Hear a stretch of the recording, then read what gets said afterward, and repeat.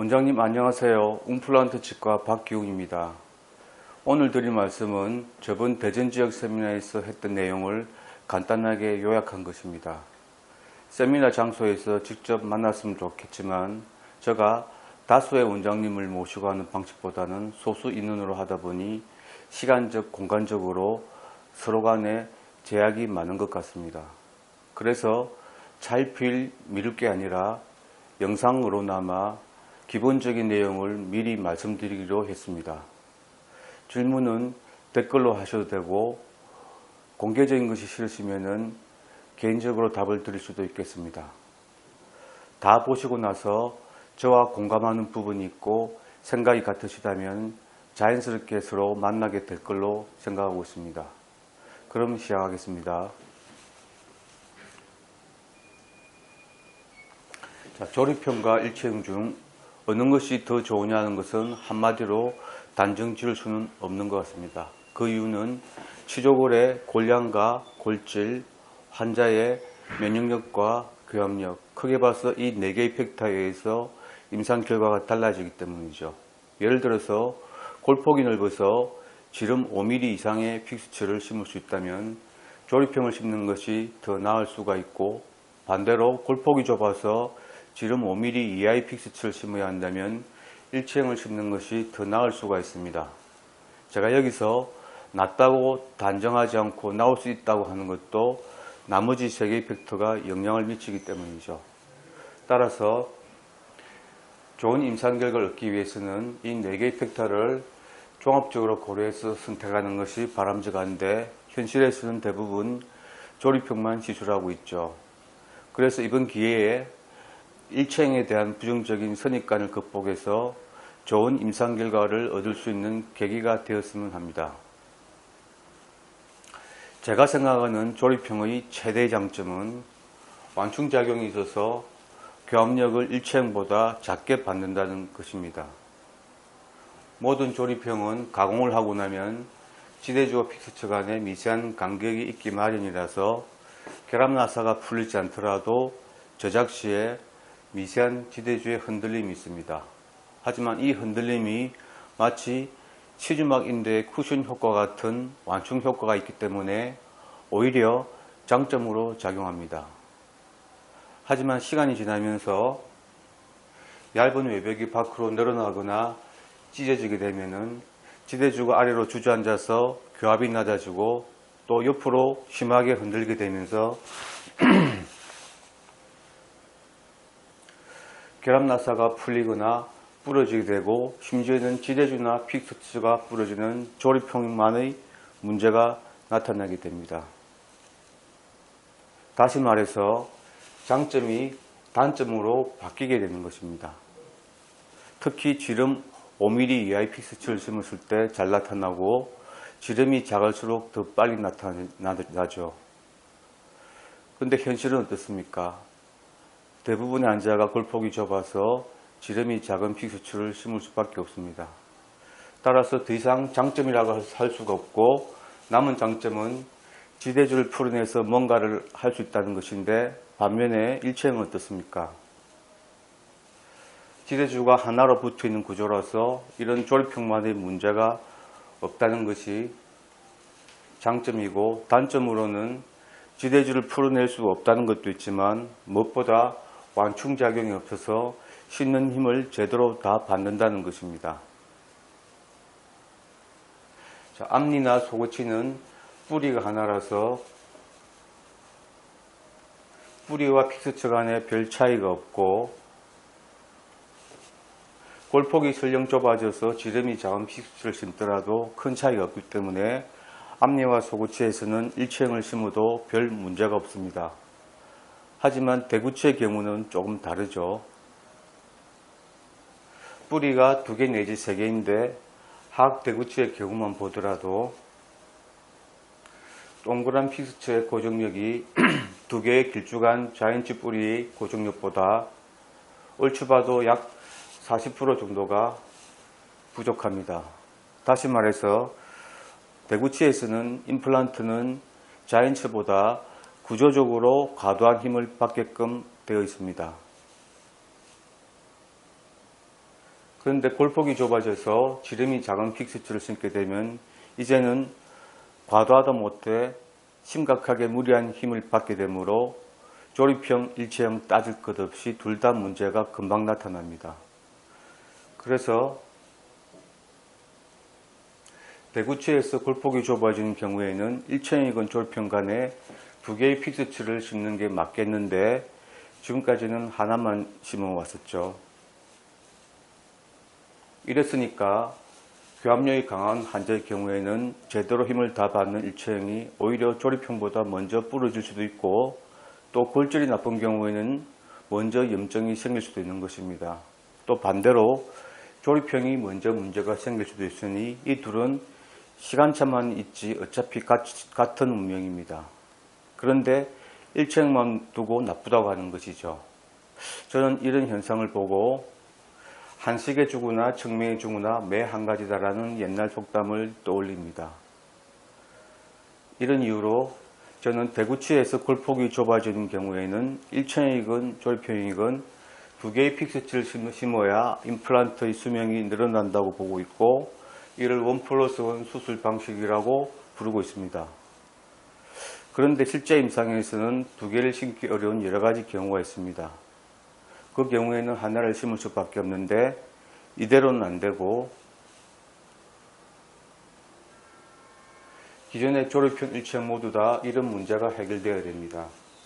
기존의 조립형은 이 공통된 두 가지 문제 말고도 조립형만의 문제를 추가적으로 해결해야 되고, 기존의 일체형은 이런 문제는 없지만 이 두 가지 문제가 조립형보다 불리함으로 동그라미를 크게 표시했는데 해결이 안 되면 개선이라도 해서 동그라미를 작게 줄여줘야 합니다. 다시 말해서 조립형은 이런 문제를 야기하는 그 원인인 불안전한 결합 구조가 획기적으로 개선이 돼야 되겠고, 기존의 일체형은 지금보다 고중력과 두께가 보강되고 아울러 잇몸 염증을 줄일 수 있도록 디자인이 개선이 될 필요가 있습니다. 그래서 이런 필요에 따라서 일체형 바이컷 HF와 조립형 바이컷 HF와 일체형 바이컷 OBF를 각각 개발하게 되었습니다.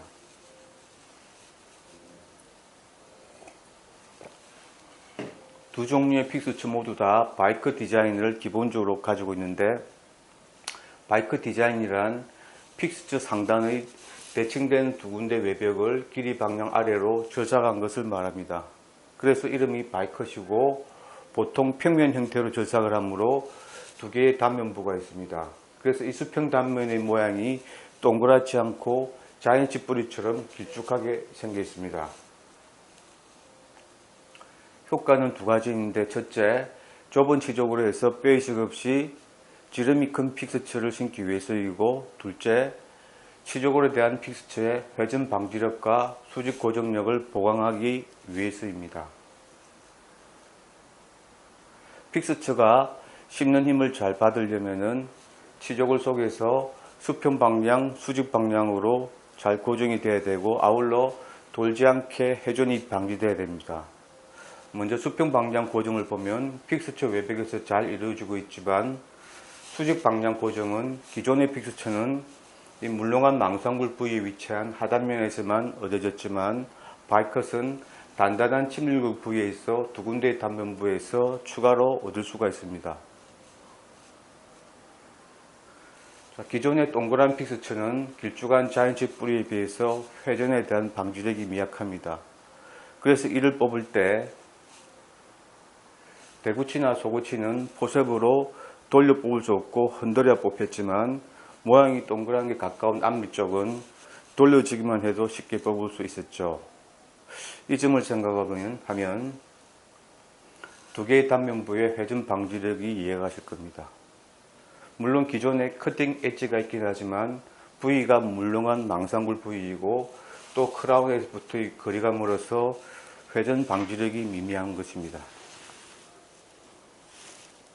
이런 것이죠. 좁은 치족으로 해서 뼈의식 없이 지름이 큰 픽스처를 심을 수 있는 원리와 요령은 이렇습니다. 전에는 골폭에 맞춰서 동그란 걸 심었지만, 바이컷은 좁은 데를 향해서 단면부를 맞추면 심을 수가 있습니다.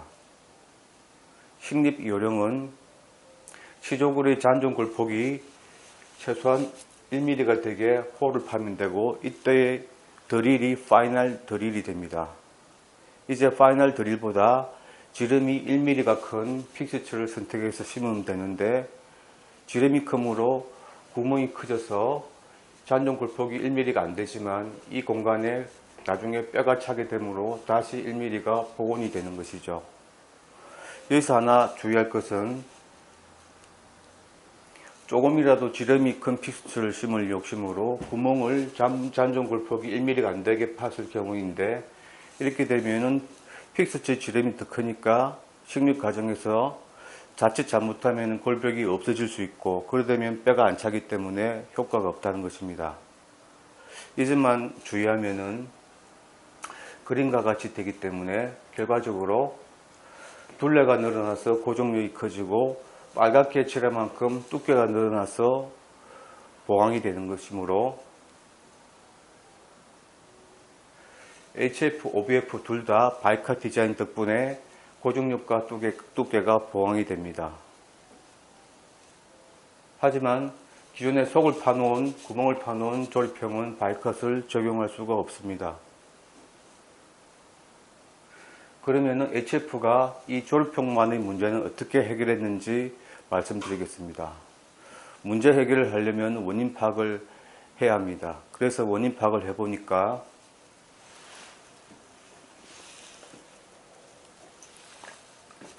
여기 크게 봐서 세 종류의 기존의 조립형이 있습니다. 먼저 제일 처음 나온 1세대 외부 결합형 브레일막 타입입니다. 나사가 잘 풀리는 이유는 나사 결합력 말고는 수평 고정력이 없어서이고, 다음으로 2세대 내부 결합형 아스트라 타입입니다. 마찬가지로 나사가 잘 풀리고 심지어 지대주나 픽스추가 부러진 이유는 속에 크게 구멍을 파놓은 내부 결합형이라서, 첫째, 외벽의 두께가 얇아져 있어서이고, 둘째, 별도의 수직 고정 요소가 없어서입니다. 3세대 스트라만의 ITI 타입입니다. 2세대보다는 결과가 좋지만 어차피 속을 파놓은 내부 결합형이라서 마찬가지의 원인과 결과가 있습니다. 즉, 픽스처와 지대주 간의 이상적인 결합 요소 세 가지를 온전히 다 갖춘 조립형이 없는 것입니다. 이 모든 것을 종합적으로 고려해 볼 때 이런 결론에 도달하게 됩니다. 즉, 세 개를 다 온전히 갖추려면 속을 크게 파놓은 내부 결합형 안 되고 외부 결합형이 되겠고, 아울러 나사가 잘 안 풀리면서도 또 필요할 때는 쉽게 풀어낼 수 있는 구조가 되어야겠는데, 그러다 보니까 기존의 것과는 완전히 다른 디자인으로 갈 수밖에 없었습니다. 그리고 한 가지 문제 더 추가로 해결해 보려고 했는데, 뭐냐면은 기존의 픽스처가 식립하기가 까다로웠던 문제를 해결해 보려고 그랬습니다. 무슨 말인가 하면, ITI를 심을 때 이렇게 4개의 직경이 큰 품종은 골질이 단단한 경우에는 완전 식립이 안 됩니다. 그래서 주로 경사가 적거나 없는 이런 품종을 주로 시술하셨을 겁니다.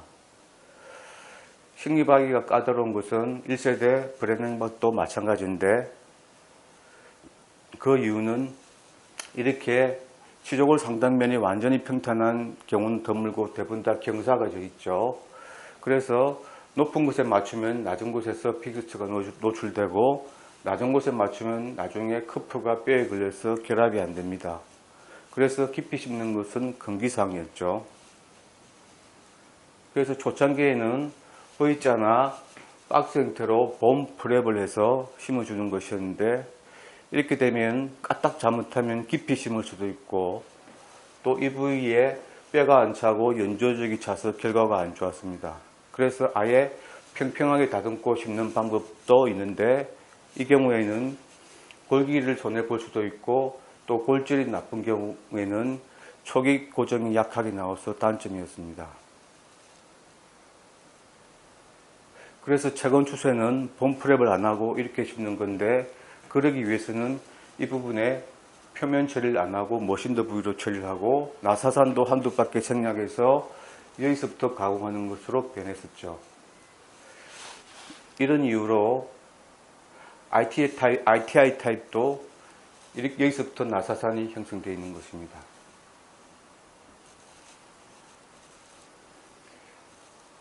ITI 타입은 내기 처음부터 붙어 있는 구조이기 때문에 모든 문제점이 식립 단계에서부터 다 나타납니다. 그래서 이렇게 내개 경사가 큰 품종인 경우는 골폭이 넓은 경우에는 문제가 없지만 골폭이 좁고 골질도 단단한 경우에는 커프가 뼈에 걸려서 완전 식립이 안 되고 이렇게밖에 식립이 안 되죠. 따라서 초기 식립 토크도 약해져서 문제였습니다. 혹시 골질이 나쁜 경우에는 이렇게 다 심을 수도 있겠지만 역시 뼈에 걸려서 식립 방향이 이따하게 틀어지죠. 임플란트를 많이 심어본 원장님이시라면 제가 무슨 말을 하는지 이해하실 겁니다. 그래서 이렇게 봄프랩을 해서 똑바로 심으라고 스트라우만에서도 봄프랩 솔루션과 툴이 제공되고 있습니다만 봄프랩을 하게 되면은 무절개로 심을 수 없다는 단점이 있습니다. 무절개가 왜 좋은지는 2부에서 말씀드리기로 하고, 아무튼 일체형도 처음부터 지대주가 붙어 있는 구조입니다. 따라서 일체형의 디자인이 어떻게 돼야 되는지 시사하는 바가 있죠. 하던 얘기로 다시 돌아가서, 그래서 전혀 다른 새로운 디자인이 나올 수밖에 없었고, 분류상 외부 결합형이고 일체형과 조립형의 특징을 가지고 있어서 이름하여 하이브리드 픽스처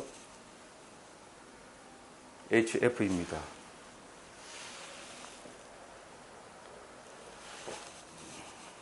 머신드 부위 위로 1mm 구간, 단면 부위로 1mm 구간으로 머신드 부위가 형성되어 있고, 그 위로 오목하게 들어가는 숄더가 있고, 그 위로 잇몸의 하부와 맞닿을 경사진 커프가 1.5, 2.5 길이로 형성되어 있고, 마지막으로 지름 3.5의 굵은 나사부가 붙어 있습니다. 머신드 부와 숄더 덕분에 봄프랩을 하지 않고서도 완전 식립이 가능해지고, 또 식립 방향이 틀어지는 것도 어느 정도 막아줍니다. 이 수평 플랫폼에서 나중에 지대주와 수직으로 맞닿아서 수직 고정을 이루게 되고, 돌출된 두 개의 스플라인이 나중에 지대주 속의 스플라인과 맞물려서 회전이 방지됩니다. 자, 이번에는 하이브리드 지대주 HA인데요. 맨 밑바닥은 브레네막처럼 평평하고, 그 위로 잇몸의 상부와 맞닿을 경사진 커프가 이런 수치로 가공되어 있고, 그 위로 크라운과 맞닿을 표면이 5mm 길이로 형성되어 있습니다. 지대지 외벽에도 크라운의 회전 방지를 위한 단면부가 있는데, 픽스처의 단면부와 서로 자동으로 방향이 일치하게 디자인이 되어 있습니다. 최대 직경은 6.5에서 8.5까지 5종류가 있고, 위아래로 구멍이 나 있어서 윗구멍으로 유비가 삽입되도록 되어 있습니다. 이제 마지막으로 결합 요소 유비인데요. 원통용의 일종의 막의 나사인 셈인데, 상단면에는 회전을 위한 육각형의 헥사 공고음이 나 있고, 안으로 구멍이 있어서 이 속에 나사산이 형성되어 있습니다. 그래서 이 사진과 같이 픽스처와 나사 결합에 의해서 고정이 됩니다. 그래서 이 유비의 외벽이 나중에 지대주의 내벽과 서로 맞닿아서 수평 고정이 이루어집니다. 이 사진이 유비로 지대주를 결합한 모습인데, 커프 길이가 1.5인 경우에는 유비와 길이가 딱 맞아서 서로 상단면이 일치하고, 커프 길이가 2.5인 경우에는 유비가 속으로 1mm 들어가게 되고, 커프 길이가 1.0인 경우에는 반대로 유비가 0.5만큼 올라오게 되어 있습니다. 그래서 이 그림과 같이 수직 고정, 수평 고정, 회전 방지 구조 3개의 결합 요건을 온전히 다 갖춘 구조가 되므로 HF는 기존의 조립형은 문제가 없으면서도 완충작용이 있어서 1층보다 힘을 작게 받게 되고, 또 무엇보다 나사 결합부의 위치가 가장 위에 올라와 있죠. 그래서 나사가 잘 안 풀리면서도 이런 원리죠. 이런 것입니다. 그러면서도 위에 있기 때문에 지대줄을 쉽게 풀어낼 수 있으므로 임플란트의 사후 관리에 도움이 됩니다. 시간 관계상 2개는 생략하고 이것만 말씀드리겠습니다. 임플란트는 자연치보다 잇몸 염증에 취약합니다. 그 이유는 첫째, 혈류 분포의 차이인데 시그막 인대를 통한 혈류 공급이 없어서이죠. 그런데 이것은 구조적인 문제라 어쩔 수가 없습니다. 두 번째 이유로 생물학적 폭형의 양과 질이 부족해서인데, 그 이유는